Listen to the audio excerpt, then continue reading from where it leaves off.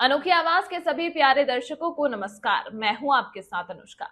केंद्रीय वित्त मंत्री निर्मला सीतारमण के भाषण के दौरान मध्य प्रदेश से एक दिलचस्प वीडियो वायरल हो रहा है। असल में ये वीडियो कांग्रेस का मुख्यालय का है। ये वीडियो उस समय का है जब वित्त मंत्री निर्मला सीतारमण संसद में अपना बजट भाषण पेश कर रही थी। पूरे वीडियो में वित्त मंत्री की आवाज सुनाई दे रही है।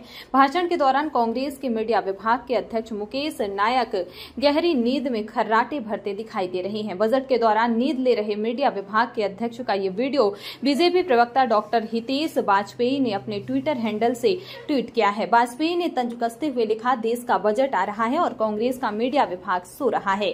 बता दें कि पूर्व मंत्री और फिलहाल मीडिया विभाग के अध्यक्ष मुकेश नायक वीडियो में नींद लेते दिखाई दे रहे हैं।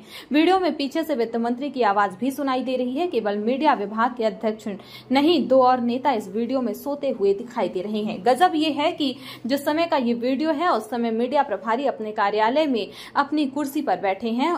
वहीं बीजेपी प्रवक्ता डॉक्टर हितेश वाजपेयी ने अपने ट्विटर हैंडल से इसे ट्वीट किया है। हितेश वाजपेयी ने इसे ट्वीट करते हुए लिखा, देश का बजट आ रहा है और हमारी कांग्रेस का बूढ़ा मीडिया सेल सो रहा है। धीरे धीरे बोल और सुनना ले। उन्होंने लिखा, इन कांग्रेसियों की वजह से हमारा काम भी खत्म हो गया। बता दें कि वित्त मंत्री निर्मला सीतारमण ने लगातार We will step up adoption of technology towards digitalization of the economy, ease of doing business. For enhancing ease of doing business, we will step up adoption of technology towards digitalization of the economy, ease of doing business.